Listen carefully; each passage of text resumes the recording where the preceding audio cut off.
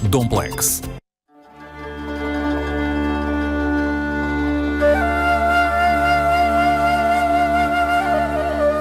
Cerca Moura, Lisboa.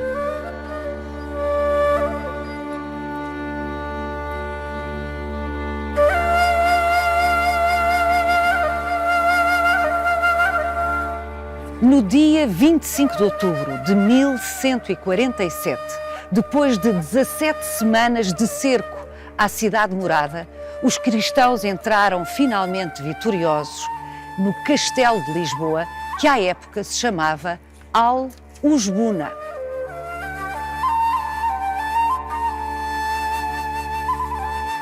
Nesta torre do Castelo Islâmico foi hasteado o estandarte de Dom Afonso Henriques, o rei conquistador, aqui apoiado por milhares de cruzados do norte da Europa. Poucos dias depois, um cruzado inglês escreverá uma longa carta a um homem de nome Osberto, a quem narra com bastante pormenor os acontecimentos da tomada de Al-Usbuna. A páginas tantas, o cruzado conta ter visto pela cidade vencida mouros aflitos, agarrados à cruz de Cristo e a rogar por Maria, Mãe de Deus. Mas será que o cruzado inglês compreendeu bem o que observou?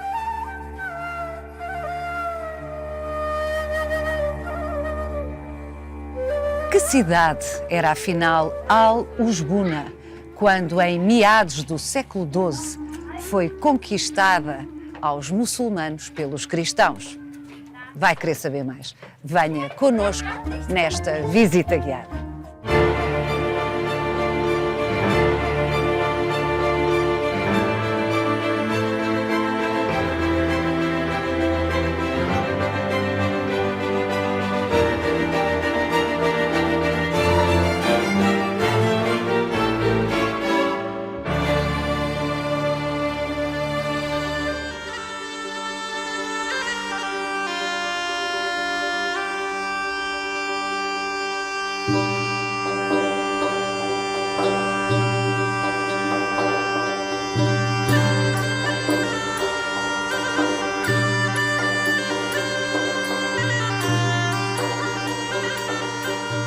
Manela Leitão,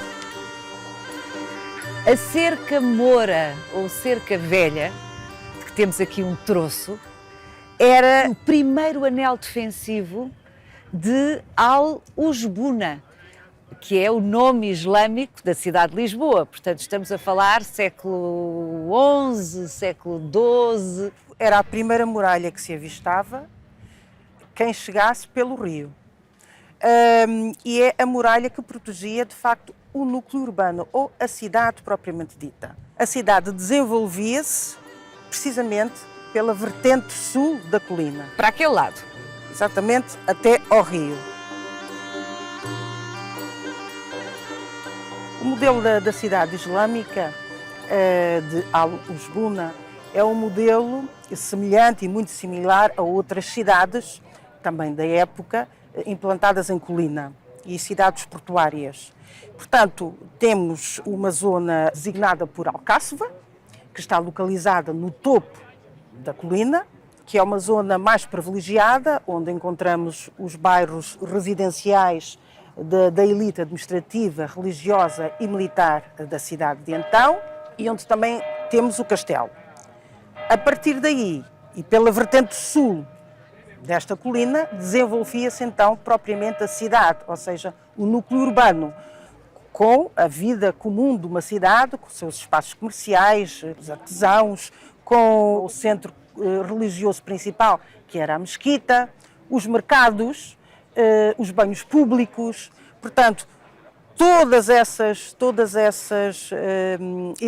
equipamentos se encontravam no interior das muralhas da cerca urbana. Neste local onde nós estamos, estávamos fora das muralhas da cidade. Estamos nos arrabaldes, que é um espaço contíguo à muralha, imediatamente contíguo, mas que está fora. O núcleo urbano era um recinto que tinha uma área de cerca de 15 hectares e que convivia com os seus arrabaldes, ou seja, com todas as áreas que estavam fora com das todos muralhas. Os núcleos, exatamente, núcleos populacionais que estavam fora das muralhas e onde preferencialmente se desenvolviam as atividades mais poluentes, mais ruidosas, que exigiam mais espaço para o desenvolvimento dessas tarefas, como por exemplo as olarias. Portanto, todos esses equipamentos estavam preferencialmente localizados fora das muralhas, nos arrabaldes. Aqui, por exemplo, estamos a avistar o arrabalde da Alfama, junto ao rio, e parcialmente também os arrabaldes que existiam na Colina da Graça, na Colina de São Vicente e na Colina de São Vicente de Fora. Qual era o perímetro da muralha, desta cerca velha? Esta cerca velha tem um perímetro de cerca de 1250 metros. 1250 metros. Exatamente. E quantas portas?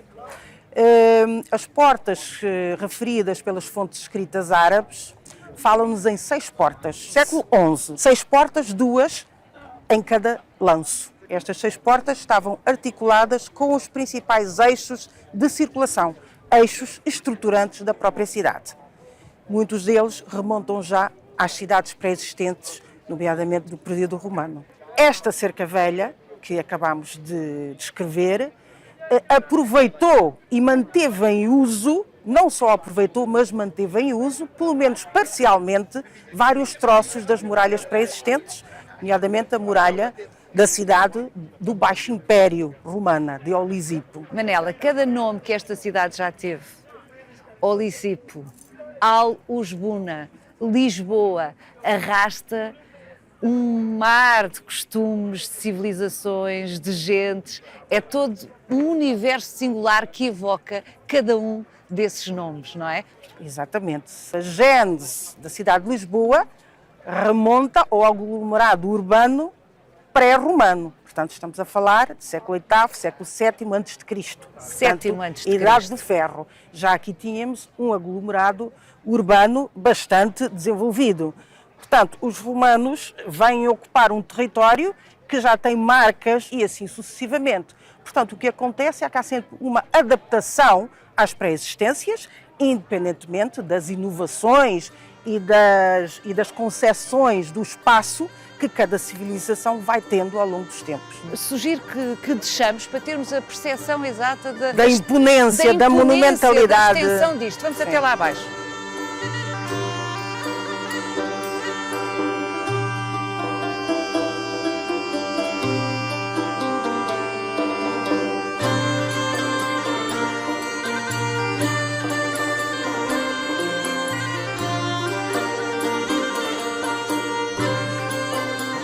Aqui temos um segmento de muralha de época islâmica.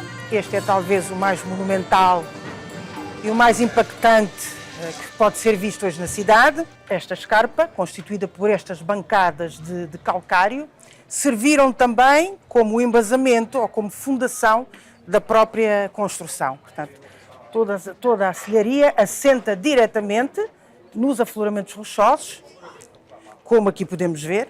Mas como é que sabem, Manela, que este troço é um troço especificamente islâmico e não é um troço, por exemplo, romano, que a muralha islâmica aproveitou? Bom, aqui o contributo da arqueologia foi fundamental para podermos esclarecer a cronologia deste troço da muralha. E as escavações que foram aqui feitas, nomeadamente junto àquela torre que se vê daqui, aquela torre monumental, permitiu reconstituir toda a evolução construtiva deste troço que remonta à época romana. E baseados na relação estratigráfica entre essas mesmas estruturas, percebeu-se que toda esta estrutura que aqui está, este lanço, já era de época islâmica. Se reparar, tanto a torre como este pano de muralha é constituída por fiadas muito regulares, fiadas horizontais, regulares, de grandes silhares, portanto, cantarias de grande calibre. Muitos destes silhares apresentam uma característica muito peculiar. Se reparar, elas têm uma saliência, muitas destas. Sim, pois têm. Portanto, isto correspondem a silhares almofadados.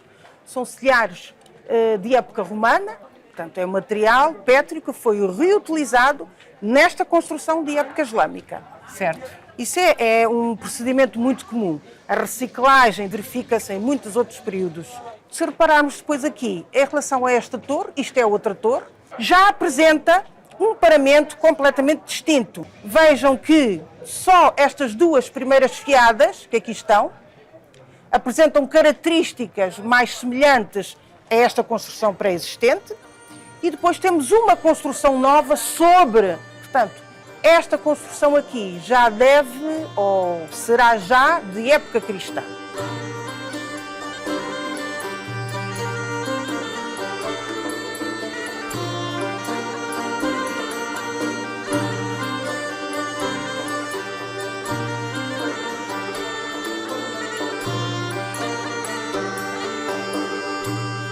Repare na imponência destas muralhas.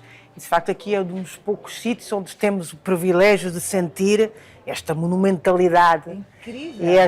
E esta presença física brutal. Qual era a altura da muralha islâmica, mais ou menos? Não sabemos medidas exatas. Rondariam entre os 8 e os 10 metros de altura, os panos de muralha, e as torres eram mais altas que os panos de muralha. Esta torre está conservada apenas parcialmente, ela seria muito mais alta, portanto ela tem 16 metros de altura, neste momento seria muito mais alta, e nós sabemos isso até tendo em conta a iconografia disponível da cidade, a iconografia quinhentista, onde ela aparece, de facto, muito destacada na paisagem.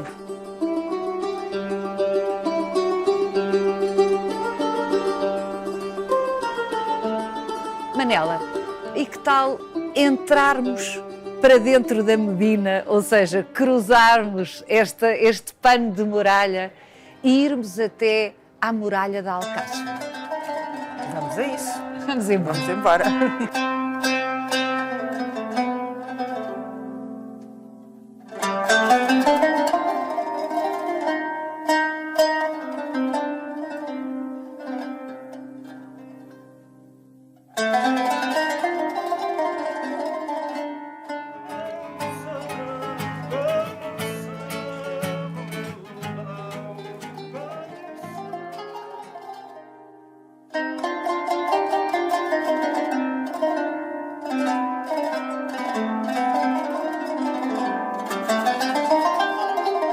Agora sim, definitivamente, na Medina, em Al-Ujbuna, dentro da Cerca Velha, no miolo da cidade de Al-Ujbuna.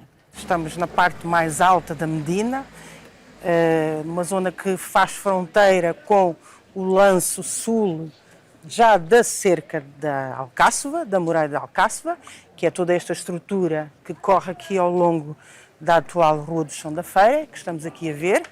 O castelo tem um muralhamento próprio, Alcáçova tem as suas muralhas e depois o núcleo urbano tem a sua cerca urbana. São três estruturas independentes porque delimitam espaços com funcionalidades distintas, mas ao mesmo tempo fazem parte, todas estas três muralhas fazem parte do mesmo cenário que é a cidade.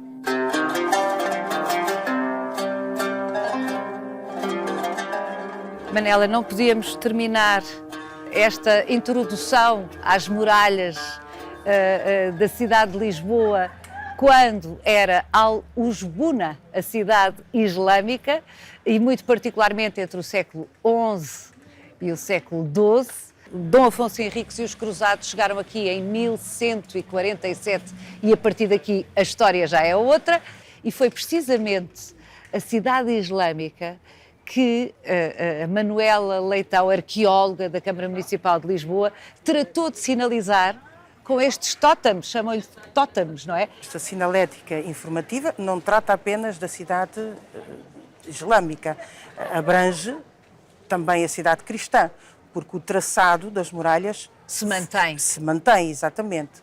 Portanto, é a cidade medieval, é a islâmica cidade medieval e cristã. Exatamente, exatamente. até à construção da cerca fernandina, entre 1373 e 1375, à altura em que este sistema defensivo é parcialmente ou quase totalmente desativado. O perímetro da muralha fernandina é muito superior ao perímetro da muralha medieval. É quase 7 vezes superior ao perímetro da cerca velha.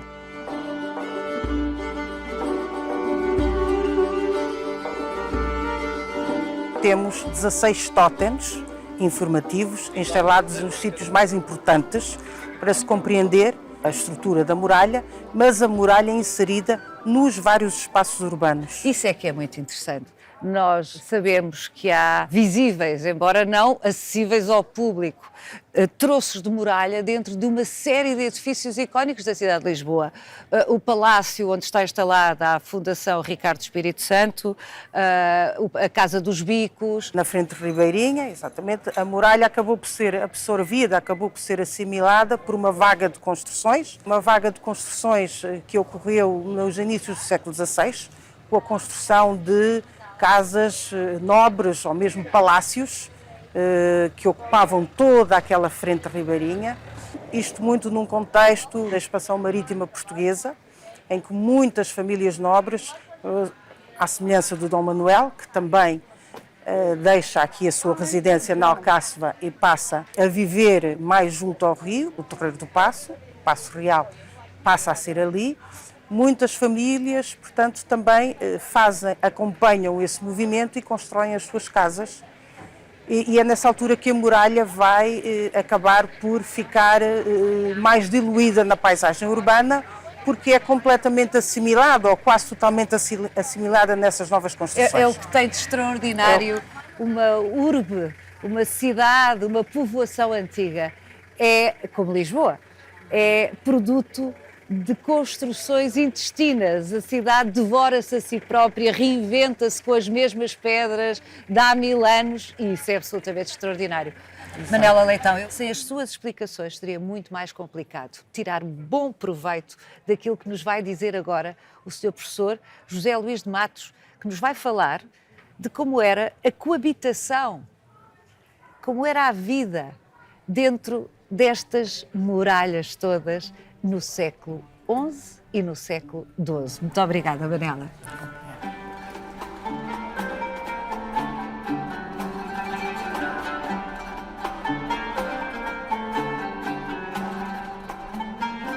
Cruzando a porta de São Jorge, estamos já dentro da Alcáçova, da antiga cidade islâmica.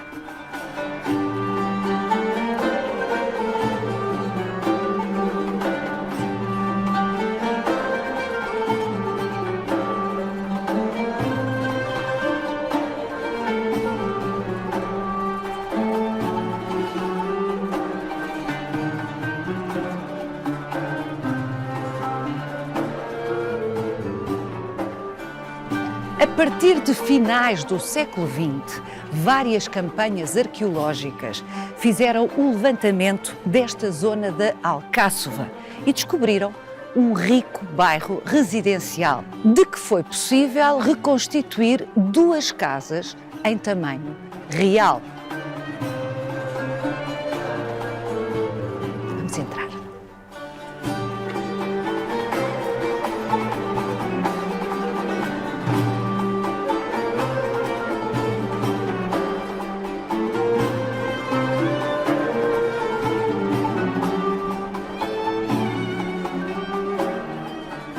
O reboco pintado que sobrevive ainda das decorações do salão dá conta de como viviam requintadamente os muçulmanos que tinham direito a residir na Alcáçova.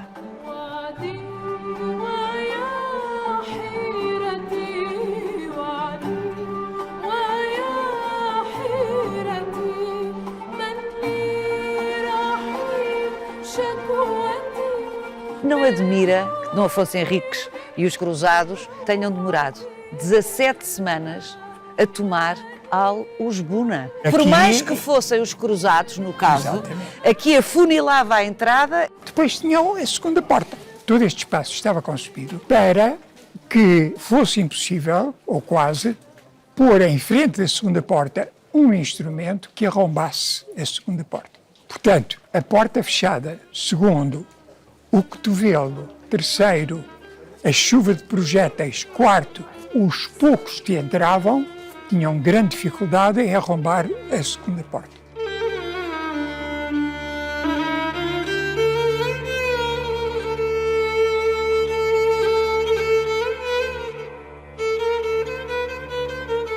Sr. Professor, a tomada de Lisboa pelos cristãos foi quase há 1000 anos. Que bases documentais existem para se poder afirmar que as coisas se passaram assim e não assado? Para mim, o mais significativo, a fonte mais significativa é a chamada Carta a Osberto, de um R, talvez um Raul, um cruzado.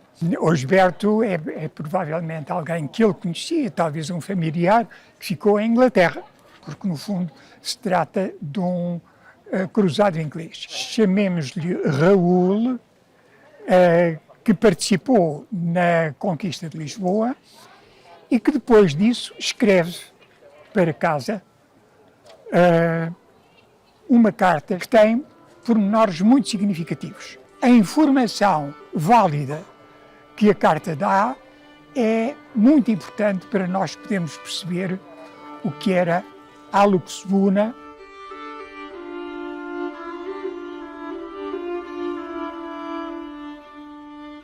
O Dom Afonso Henriques pede ajuda a uma armada de cruzados que se dirigia à Terra Santa para conquistar Lisboa. Nós não sabemos muito bem quantos eram. Em todo o caso, quando se fala de batalhas, por exemplo, o cruzado fala de 3.500 cruzados. Dom Afonso Henriques veio por terra com os seus guerreiros, o que é perfeitamente natural. Dom Afonso Henriques estava mais ou menos sediado em Coimbra e continua a lá estar, porque Lisboa fica durante muito tempo entregue aos cruzados, digo eu. Não só, claro, que havia gente de Dom Afonso Henriques depois, aqui também em Lisboa, mas o que é certo é que ele veio por terra. Depois vamos ver onde é que os cruzados se localizaram em terra. Os ingleses e os normandos de um lado, os de Colónia e da Flandres do outro. Integravam todos a mesma armada? Integravam todos a mesma armada, embora fossem grupos diferentes e até, a certo ponto, inimigos no sentido de que não concebiam a ida à Terra Santa da mesma maneira. Para os ingleses e para os normandos era uma expedição religiosa, antes de ser qualquer outra coisa. Para os outros, pelo que diz a carta do cruzado inglês, eles vinham, era à procura do saque. Para saquear. Portaram-se mal, sobretudo na entrada em Lisboa, porque os da Flandres e os de Colónia foram matar o bispo.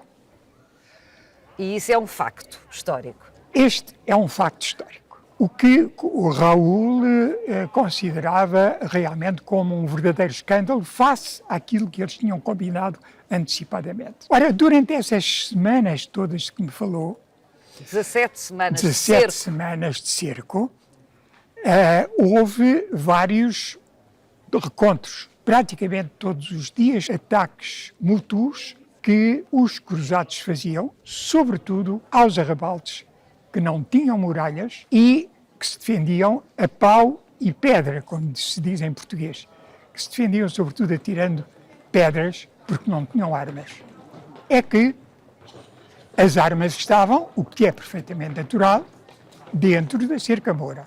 O Raul escreve que dentro da Medina Islâmica havia 15.000 combatentes e quando estes se cansavam, passavam as armas a outros. Em outubro de 1147, os ingleses e os normandos fizeram uma torre de madeira que veio do sítio onde estavam ancorados até à muralha da Cerca Moura e a Cerca Moura Foi tomada. foi tomada.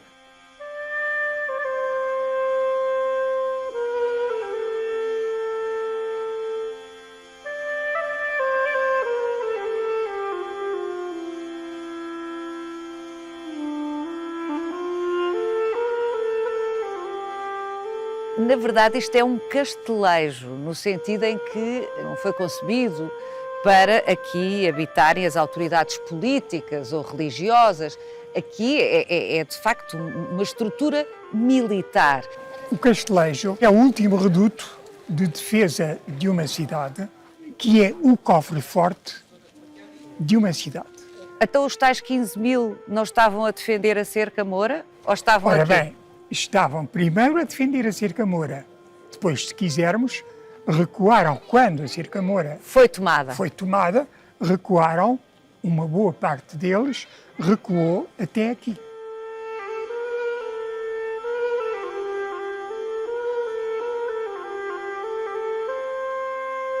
O castelo medieval é assim, tem fundamentalmente duas praças, a Praça Militar, que é esta onde nós estamos, e depois a Praça Civil, que é o sítio onde ficavam os mantimentos e onde se refugiavam as personalidades mais importantes.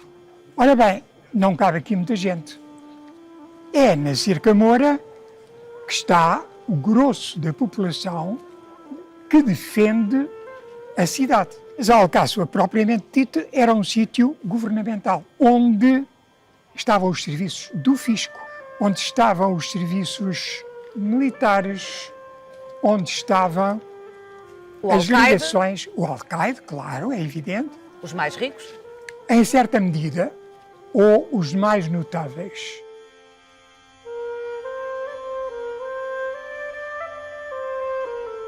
O bairro de Santa Cruz era um bairro cristão e há vestígios arqueológicos do século IX, X. Isso é extraordinário. Então quer dizer que junto à zona mais nobre da cidade islâmica existia uma igreja cristã? Existiu. É bom lembrar que a Mesquita de Córdoba foi logo no princípio utilizada quer por muçulmanos para o seu culto, quer por cristãos. Dividiam o mesmo templo? Por que não? Porque, no fundo, as igrejas autocéfalas tinham uma proximidade muito grande com os muçulmanos. Os muçulmanos são de origem abraâmica, tal como os judeus. E, portanto, há aqui uma ligação muito forte, sobretudo na Antiguidade, entre estas três religiões abraâmicas, ou chamadas pelos muçulmanos religiões do livro. Este cristianismo em que o bispo é a cabeça da diocese e com autoridade quase total sobre a sua diocese, exceto aquele que vinha das convenções dos sínodos e dos concílios. Como ainda hoje acontece na Igreja Ortodoxa.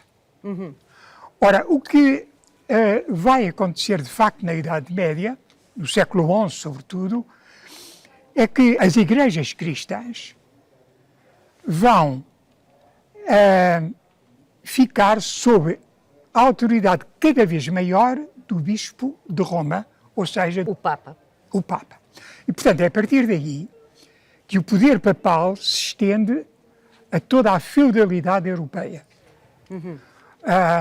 Põe e depõe bispos, põe e depõe reis.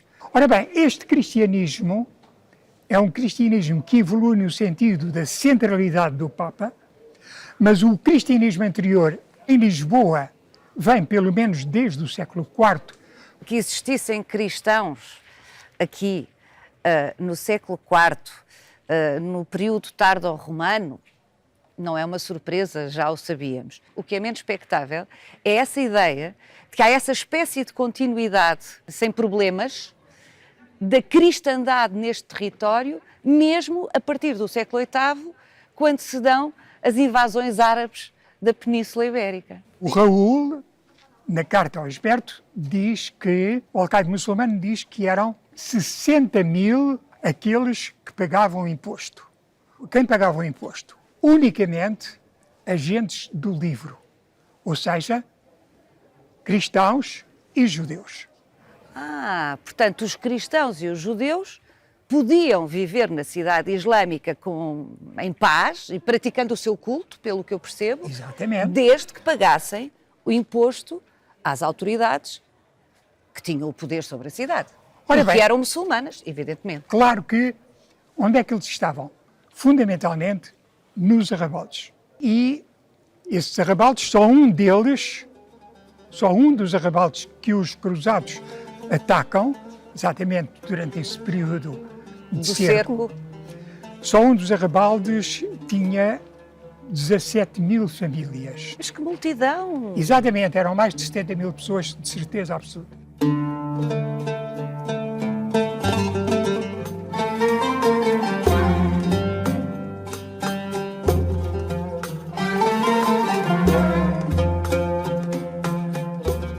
Não paro nunca de me espantar e encantar com este caminho para a Torre de São Lourenço. A Torre de São Lourenço era um poço fortificado onde os habitantes do castelo iam buscar água e depois a depositavam na cisterna, porque a água era um bem preciosíssimo numa cidade cercada ou num castelo cercado. Portanto, no fundo, isto era a maneira de ir lá abaixo buscar água em segurança. Em segurança.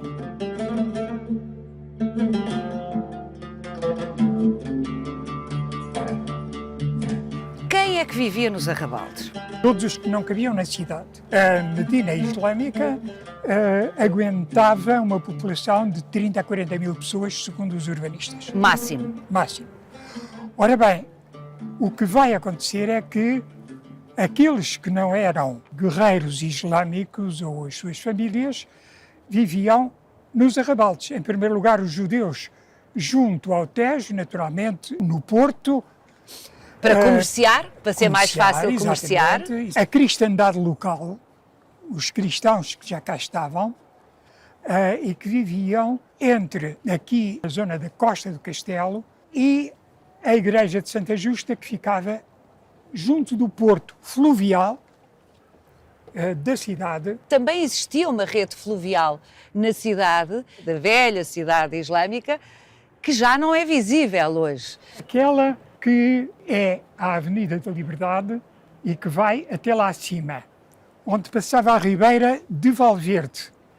Havia outra ribeira que vinha de Arroios, que passa pelo Regueirão dos Anjos e que vem até à Moraria. Por isso, aqui havia hortas. A Alfama, nessa altura, tinha uma população mista, proveniente de muitos sítios e fazendo diversíssimas coisas. Desde aqueles que navegavam, os aventureiros da época islâmica, até aos mercadores que navegavam entre a margem sul do Tejo e que traziam as cebolas, o carvão. Se bem compreendo, nos arrabaldes viviam judeus, cristãos, islâmicos e gente de toda a parte. Ora bem, quanto a mim, sobretudo cristãos.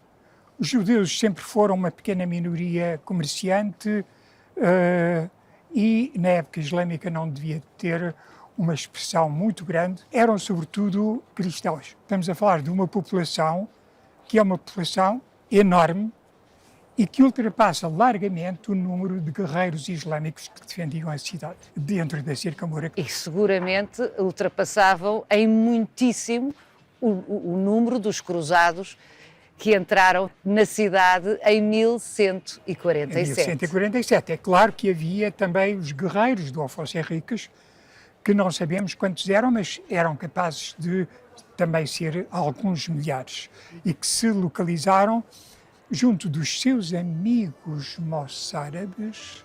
O Afonso Henriques tinha uma especial devoção pelos moçárabes, por isso é que ele vai mandar fazer o mosteiro de São Vicente, que é o santo dos moçárabes.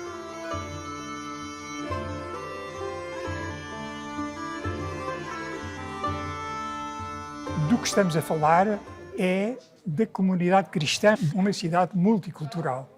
A tal ponto que a carta começa por dizer que Lisboa era uma sentina infecta, onde tinham desaguado as águas sujas de todo o mundo.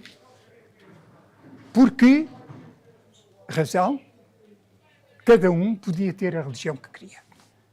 Estamos a falar de uma cidade multicultural. Raul pouco tempo depois da Reconquista, viu numa rua igual a esta ou semelhante, mouros como fantasmas, mal se aguentando de pé e clamando: Santa é a Mãe de Deus, Maria boa, boa Maria. Ele julga que eram mouros porque estavam vestidos de modo árabe. Ele enganava-se, porque o que ele viu foram cristãos que falavam árabe e viviam com os árabes há mais de 400 anos.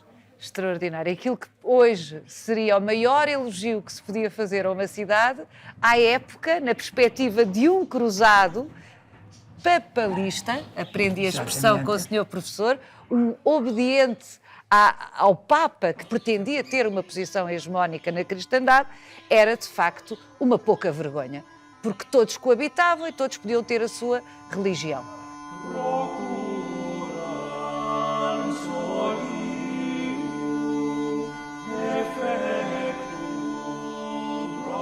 Lembro-me só o que significa a palavra moçárabe. Como é que se diz em árabe? Mustarabin, ou seja, aqueles que vivem entre nós. Portanto, todos além os dos outros árabes, que não são árabes. Sobretudo agentes do livro, ou seja, cristãos e judeus. Os cruzados vinham com uma missão oficial, encomendada pelo Papa, tornar obediente toda a cristandade às regras que o Papa, o Bispo de Roma, impusesse. E, portanto, não tinham particular simpatia pelos moçárabes cristãos, porque os moçárabes cristãos praticavam ritos que não estavam alinhados com o Bispo de Roma. Mas Dom Afonso Henriques tinha uma franca simpatia pelos moçárabes cristãos, evidentemente. E os moçárabes, por ele, tinham uma grande simpatia pelo rei. Em abril desse ano de 1147, eles tinham aberto a porta de Santarém ao rei e aos seus guerreiros, da Medina Islâmica de Santarém. E, de facto, ao fazer o mosteiro de São Vicente e ao entregá-lo aos monges de Santa Cruz de Coimbra, que eram muito próximos, sempre foram muito próximos do rei, do Afonso Henriques, Dom Afonso Henriques dava aos moçárabes um sinal da sua simpatia. O que é facto é que o santo dos moçárabes passa a ser o santo protetor de toda a cidade da Lisboa cristã, São Vicente.